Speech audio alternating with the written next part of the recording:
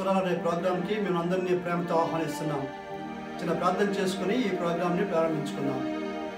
ప్రేమగల తండ్రి, కృపగల దేవా, నీ పాదం వందనాలు తెలుసుకుంటాం. ఈ ప్రోగ్రాంని దీవించండి. నీ వాక్యాన్ని చెప్తున్నా నీ బిడ్డ అయిన సుల్తాన్ నవీన్ గారిని మీరు అభిషేకించి బలపరచబడుతున్నాం. నీ వాక్కులు వెంటనే ప్రతి బిడ్డలో అది దీవింపు చేసి ఫలభరితం చేసి అనేక మందికి దీవెనకరం చేసి నడిపించమని యేసు నామములో ప్రార్థించి అడిగి వేడుకొంచున్నాం తండ్రి. ఆమేన్. మా వదిన గారైన మిసెస్ సుల్తాన్ నవీన్ గారు ఎన్నో పాటలు రచించారు.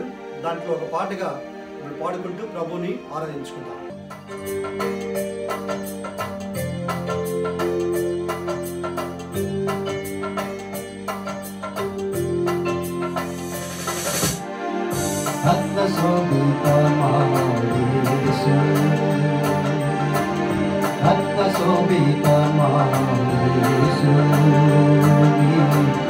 ప్రేమ బిందువై చిందెనా స్వామి,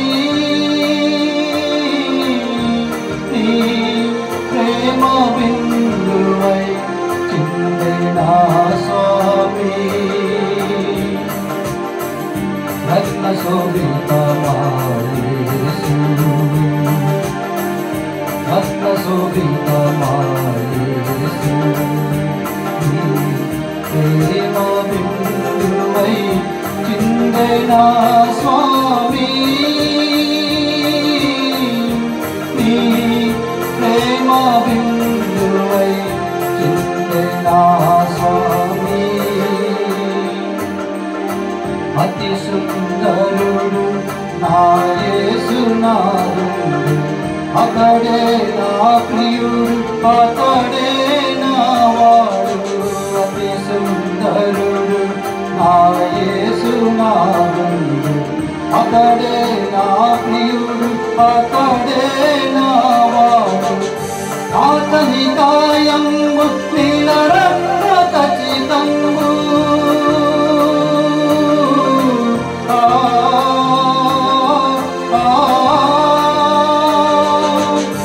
అతని కాయము నీల రత్న ఖచ్చితంబు, అతని నయనాలు కన్నీటి రతనాలు, అతని నయనాలు కన్నీటి రతనాలు. రక్త సింధూరమయేసు, రక్త శోభితమాయేసు, నీ ప్రేమ బిందువై చిందెనా స్వామి, నీ ప్రేమ బిందువై చిందెనా స్వామి.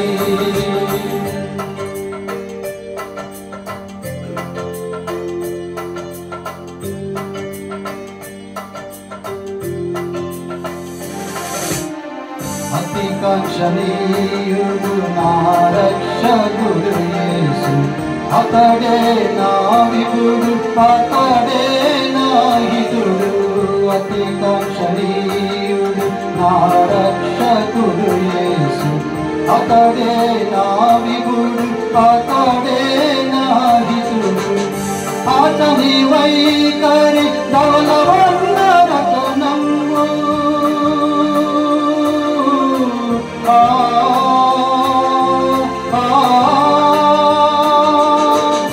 అతని వైఖరి ధవలవర్ణ రతనంబు, అతని పెదవులు పరిమళాల పుష్పాలు, అతని పెదవులు పరిమళాల పుష్పాలు. రక్త సింధూరమయేసు, రత్న శోభితమాయేసు, నీ ప్రేమ బిందువై చిందెనా స్వామి, నీ ప్రేమ బిందువై చిందెనా స్వామి. రత్న శోభితమాయేసు, రత్న శోభితమాయేసు, ప్రేమ బిందువై చిందెనా స్వామి,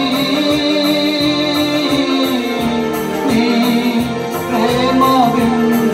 బిందువై చిందెనా స్వామి నీ ప్రేమ బిందువై చిందెనా స్వామి నీ ప్రేమ బిందువై చిందెనా స్వామి.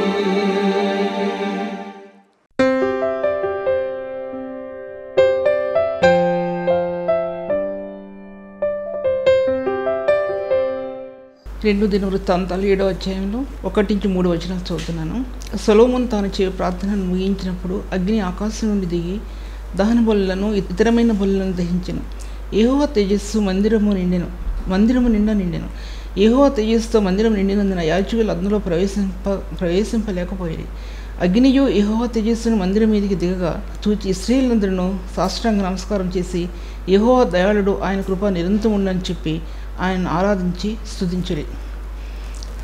ఇశ్రాయేలు దేవుని ఆరాధించడం అనేది మరొకసారి ఇక్కడ దినవృత్తాంతాల్లో లేక 1వ రాజు గ్రంథంలో 8వ అధ్యాయంలో కొన్ని రాయబడకపోయినా కొన్ని దినవృత్తాంతాలు రాయబడ్డాయి.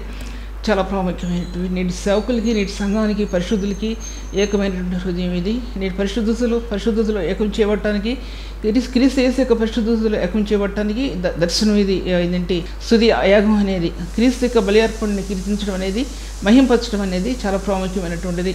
సంఘం విస్తరించడానికి, దర్శనం అభివృద్ధి చెందడానికి, దర్శనం ప్రత్యక్షతను అందించడానికి ఈ దర్శనం ఇందులో దాచిపెట్టబడి ఉంది.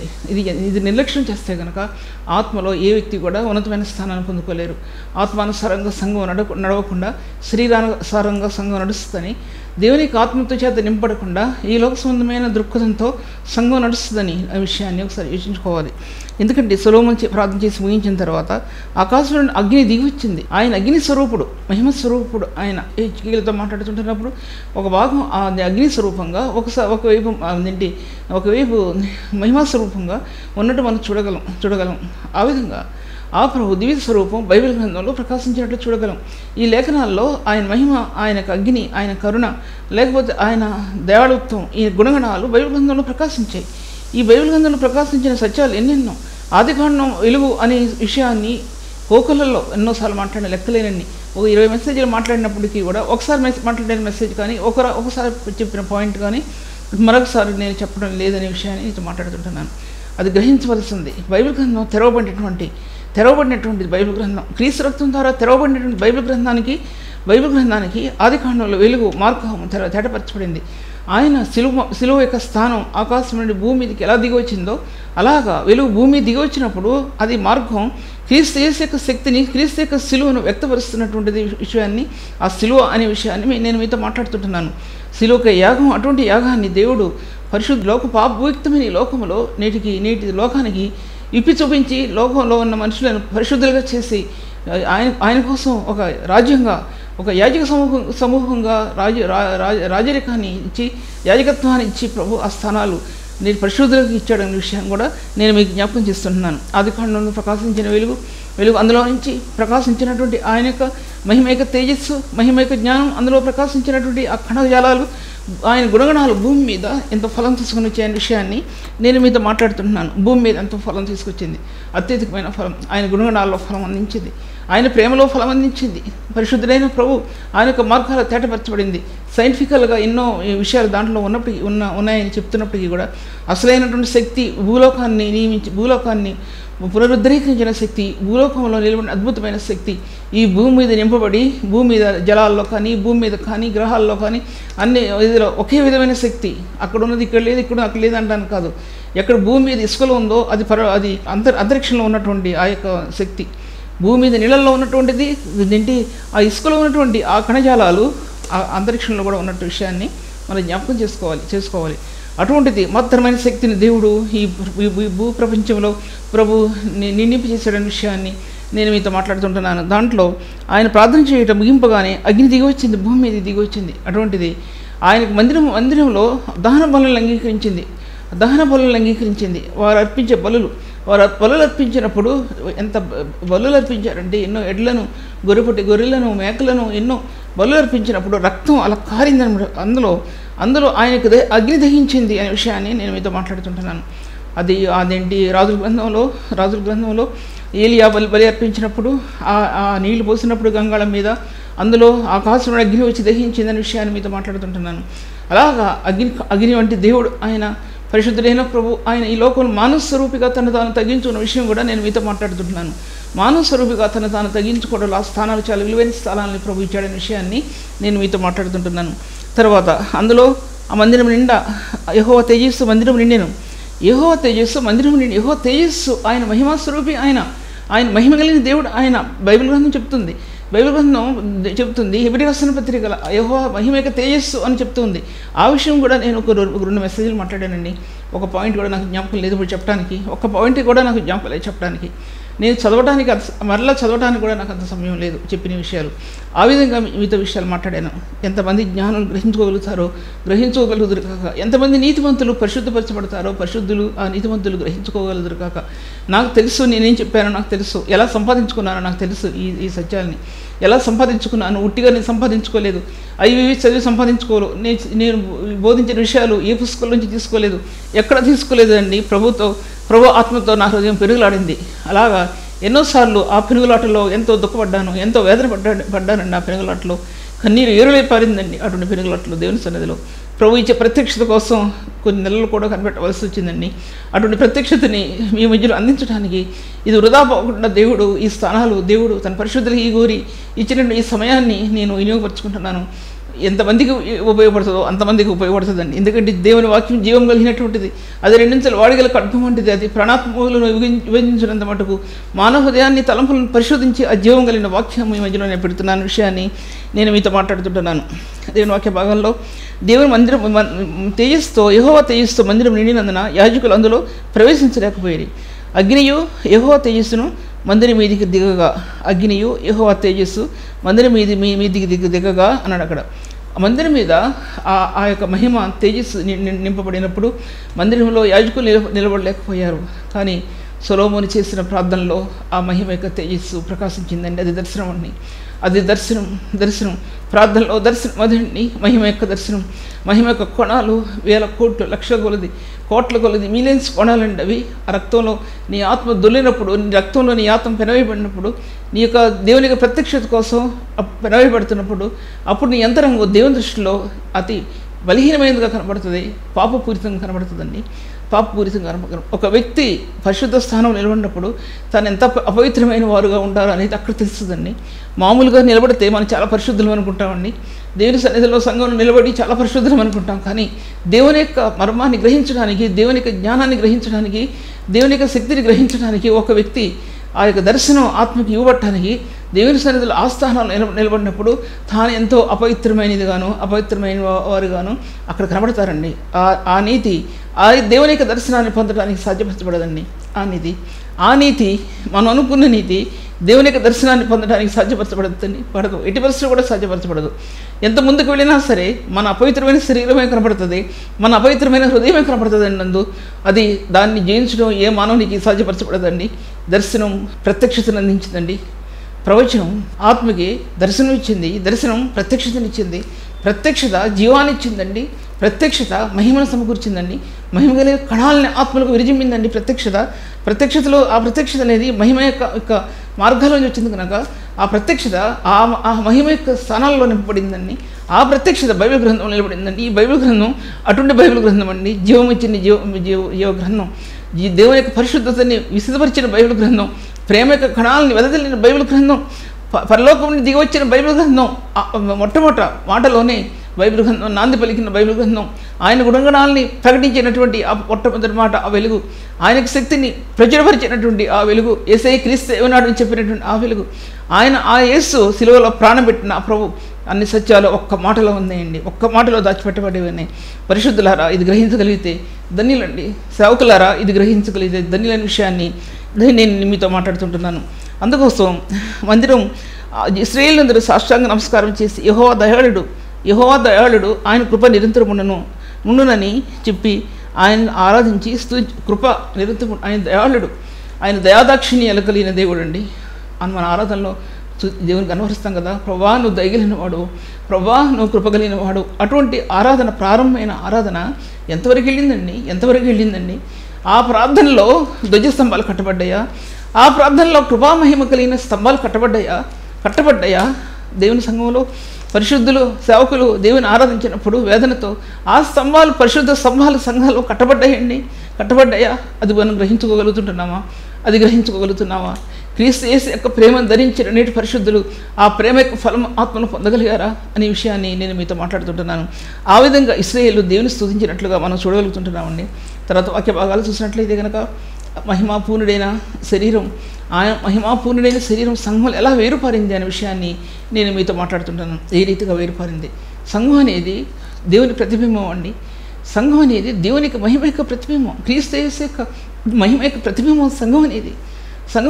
సంధ్యారాగం అనేది పరిశుద్ధుల్లో నుంచి ప్రకాశించిన దివ్యమైన కాంతి అనేది సంధ్యారాగం చూపట్టుచు అని రాయబడి ఉందండి పరమగీతాల్లో.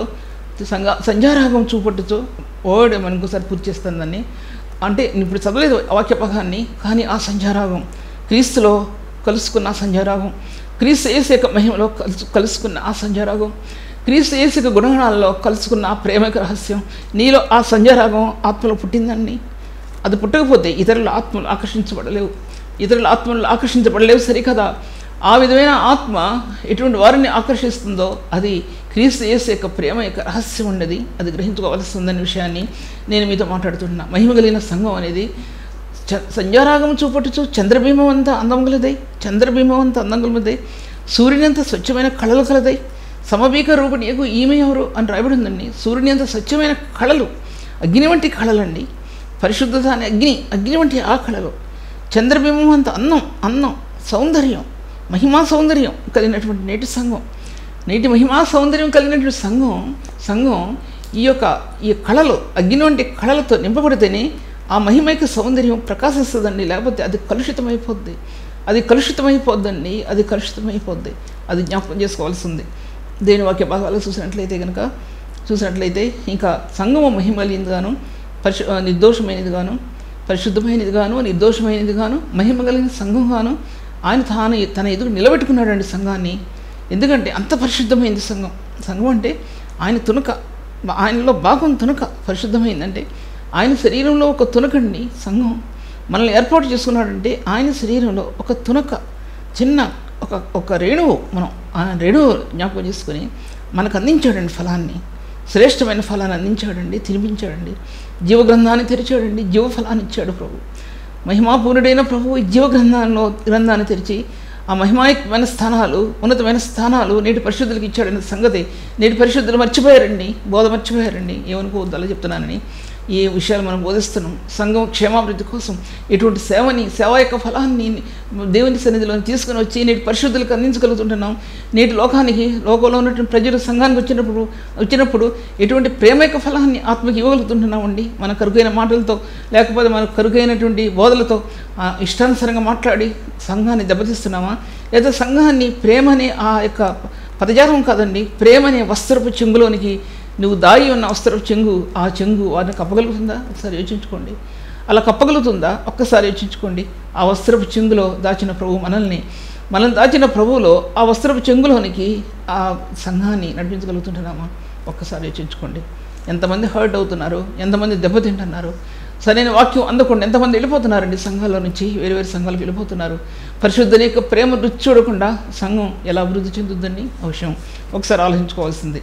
తర్వాత చూసినట్లయితే సంఘము మహిమ కలిగింది గాను, పరిశుద్ధమైంది గాను, నిర్దోషమైంది గాను. ఇవన్నీ చెప్పిన విషయాలు చెప్పట్లేదు ఇప్పుడు నేను. ఈ విషయాలు కూడా పరిశుద్ధమైంది సంఘం అంటే అంత పరిశుద్ధ స్థానాలు సంఘానికి ఇవ్వబడ్డాయండి. పరిశుద్ధ స్థానాలు ఒక వ్యక్తి జీవితంలో పరిశుద్ధ జీవితం అనేది మహిమైక స్థానాలను అందించిందండి. మహిమైక స్థానాలు అందించడం అంటే పరిశుద్ధతలో సాగిపోయే కొలది వ్యక్తి యొక్క జీవితం ఆత్మ మహిమా దర్శనాన్ని తీసుకొచ్చింది. మహిమ కలిగిన స్థానాల్లో నుంచి ఆ పరిచర్యను ఆత్మకు అందించింది.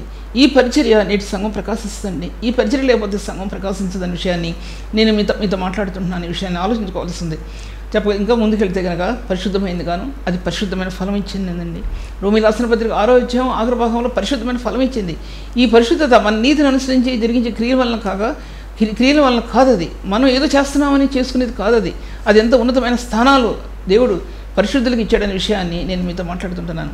దేవుని వాక్య భాగాల్లో చూసినట్లయితే కనుక నిర్దోషత్వం అండి. నిర్దోషత్వం ఆయన ఎంత నిర్దోషపరుడో, ఆయన ప్రేమ ఎంతో నిర్దోషమైనదో. ఆయన దేవుడండి. మనం తలంచడానికి మానవుడు కాదు ఆయన, మనం యోచించడానికి ఆయన మానవుడు కాదు, మానవ స్వరూపైన ఆయన మానవుడు కాదు, ఆయన దైవస్వరూపి. ఆయన నిర్దోషత్వం కానీ, ఆయన ప్రేమ కానీ, ఆయన అందించిన స్థానాలు కానీ కల్మషం లేనటువంటివండి.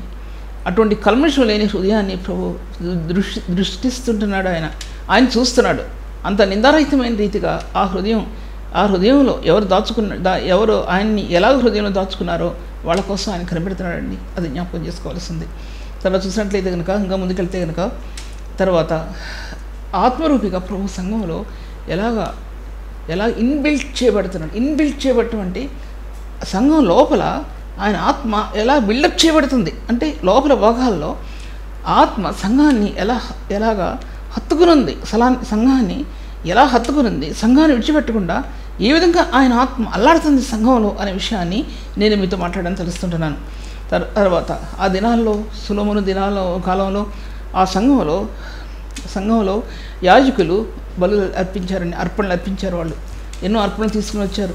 తర్వాత ఆ అర్పణలో ముందుకు వెళ్ళే కొలది అర్పణల్లో మహిమ యొక్క అర్పణలుగా తీర్చిదిద్దబడ్డాయి. మహిమార్పణ అంటే మనం అర్పించే అర్పణలో కొన్ని సంవత్సరాలకి, కొంతకాలానికి మహిమార్పణలు అయిపోతుంది. అంటే ఏంటంటే ఆ రక్తం అనేది, కృపతో కూడిన రక్తం అనేది మహిమతో కూడినటువంటి ఆ కృపామహిమలోకి తీసుకువెళ్ళి సువర్ణ బలిపీఠం మీద అర్పించే ఆ మహిమార్పణలుగా తీర్చిదిద్దబడి మహిమాయుక్తమైన ఫలాన్ని, తేజోమయమైన స్థానాలని ఆత్మకు అందించిందండి. అది దేవుని స్తుతించడంలో ఉన్న రహస్యం అంతకంతకు విడదీయబడిందండి. ఒక చోటలో ఉండి స్తుతించే స్థానం కాదండి. అది గ్రంథంలోకి వెళ్ళిపోయింది. గ్రంథంలోంచి బయలువెళ్ళిన మాటలు పుస్తకాల్లోకి వెళ్ళిపోయాయి. గ్రంథంలోంచి బయలుదేరిన మాటలు సేవలోకి వెళ్ళిపోయాయి. గ్రంథంలోంచి వెళ్ళిన మాటలు మెసేజెస్లోకి వెళ్ళిపోయాయి. దర్శనంలోకి వెళ్ళిపోయింది. వాక్యం, ప్రవచనం, దర్శనం ఆత్మకి ఇవ్వబడింది. ప్రవచనం అనేది దర్శనం ఇవ్వబట్టడానికి అండి, ప్రవచనం నెరవేర్చబట్టడానికి దర్శనం ఇవ్వబడింది. దర్శనంలో సేవకత్వం ఇవ్వబడిందండి. దర్శనంలో మర్మాలు విడదీయబడ్డాయండి. దర్శనంలో రహస్యాలు విడదీయబడ్డాయండి. అందులో ప్రత్యక్షతలు ఇవ్వబడ్డాయండి. మహిమకు ప్రత్యక్షతలుగా మారిపోయినాయి. ఎక్కడి నుంచి మారినాయి? ప్రభుని స్తుతియాగంలో అది మహిమాయుక్తమైన యాగాలుగా తీర్చిదిద్దబడి అంత ఉన్నతమైన స్థానాలకు తీసుకుని వెళ్ళే అనే విషయాన్ని నేను మీ మధ్యలో మాట్లాడుతుంటున్నాను. అంత ఉన్నతమైన స్థానాలు దేవుడు నేటి పరిశుద్ధులకి ఇచ్చాడని సత్యాన్ని ఒకసారి యోచించుకోమని మీతో మాట్లాడుతుంటున్నాను. అంత అటువంటి ప్రభువుని ఎలా కొనసాగిస్తున్నాం, ఎలా జీవిస్తున్నాం విషయాన్ని ఒకసారి యోచించుకోండి ఆ విషయం గురించి. తర్వాత ఆయన దైవిక స్వరూపి, ఆయన మహిమా స్వరూపి అనే విషయం రెండు శరీరంగా క్రీస్తునందు వ్యక్తపరిచాడండి. ఆయన మహిమా స్వరూపి అని, ఆయన దైవిక స్వరూపి అని శరీరకంగా ఉన్న క్రీస్తులో ఇవన్నీ వ్యక్తపరిచాడు. అవి గుప్తంగా దాచిపెట్టబడినప్పటికీ కొన్నిసార్లు ఆయన ఉపదేశాల్లో మహిమ ప్రత్యక్షమైంది. ఆయన ఉపదేశాలు దైవత్వం ప్రత్యక్షమైంది. ఆయన హీలింగ్లో దైవత్వం క్రియ ప్రత్యక్షమైందండి. ఆ విషయం ఆలోచించుకోండి.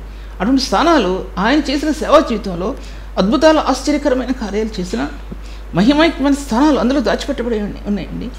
ఆయన మహిమను ఈ భూలోకంలోని వెదజల్లటానికి అద్భుతాలు చేశాడండి. ఆశ్చర్యకరమైన కార్యాలు చేశాడు. చనిపోయిన వారు లేవనెత్తాడు ప్రభు. ఎన్నో ఉపదేశాలు చేశాడు. ఆయన దేవుడని రుజువుపరుచుకున్నాడండి ఆయన కార్యాల్లో. అంతేకాని మన కోసం మనం చేసామని చెప్పుకోవడానికి కాదండి. అది మనం చేసామని చెప్పుకోవడం కాదు. అక్కడ సేవ అభివృద్ధి చెందదు. ఒకవేళ దేవుడు కొన్ని సమయాలు జరిగిస్తాడు, కొన్ని అద్భుతాలు జరిగిస్తాడు.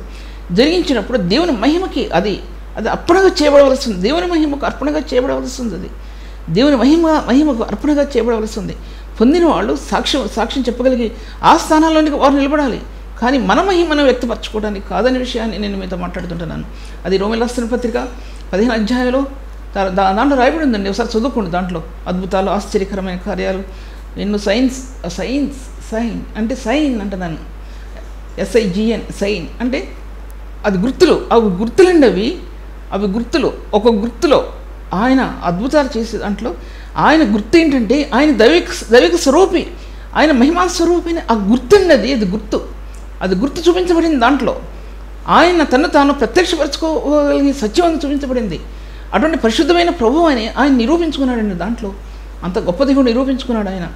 అది రోమీయులకు రాసిన పత్రిక 15వ అధ్యాయంలో అద్భుతముల చేతను, వరముల చేతను, కృపావరముల చేతను ఆశ్చర్యకరమైన కార్యాలు చేయడం చేతను సువార్త వ్యాపకం అనేది ఆదిమకాల సంఘానికి అది అది అది అద్భుతాలు జరిగించుకుంటూ సువార్త సేవ జరిగిందనే విషయాన్ని నేను మీతో మాట్లాడుతుంటున్నాను.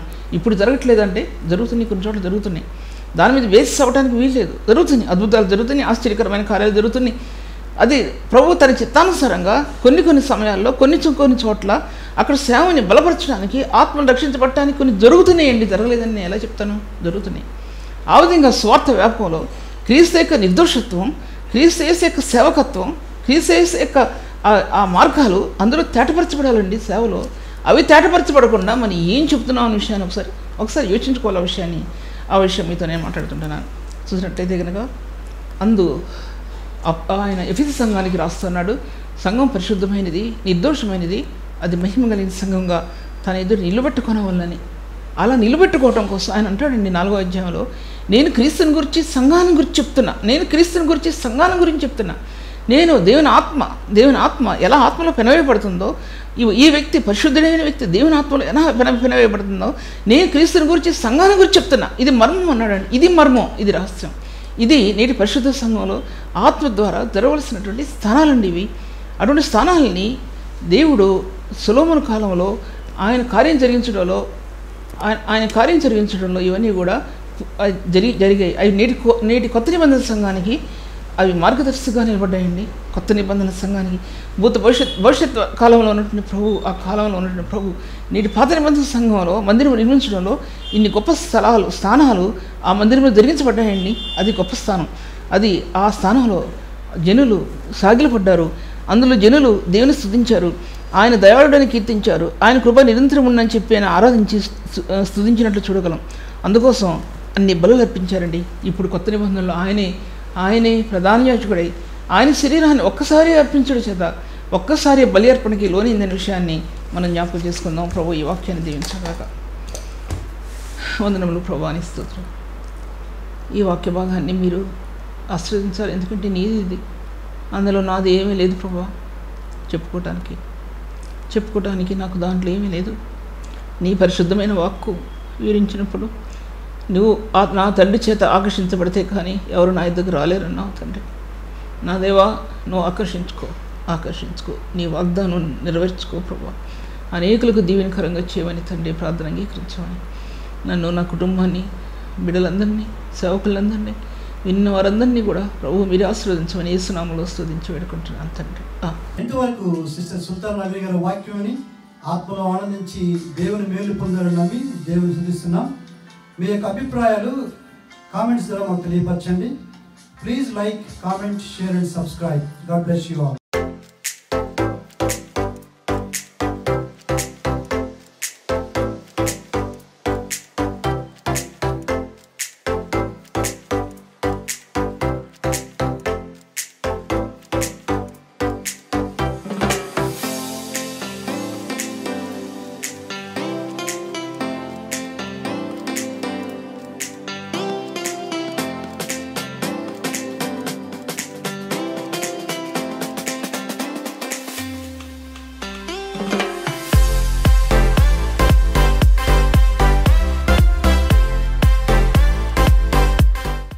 శిలువ సువార్త అనే ఆధ్యాత్మిక కార్యక్రమానికి ప్రభు నామములో మిమ్మల్ని అందరినీ ప్రేమతో ఆహ్వానిస్తున్నాం. సిస్టర్ సుల్తాన్ నవీన్ గారు చెప్తున్న వాక్యము మీ అందరికీ దీవెనకరంగా, ఆశీర్వాదకరంగా ఉందని మేము ప్రార్థిస్తున్నాం. మీ యొక్క అభిప్రాయాలు, సలహాలు యూట్యూబ్ లింక్ ద్వారా మాకు తెలియపరచగలరు. మీలో ఎవరికైనా ప్రార్థన అవసరం ఉన్నట్లయితే స్క్రీన్పై కనిపిస్తున్న మొబైల్ నెంబర్కి మీరు ఫోన్ చేసినట్లయితే మీ కొరకు మేము ప్రార్థన చేస్తాం. ప్రభు మిమ్మల్ని దీవించుగాక.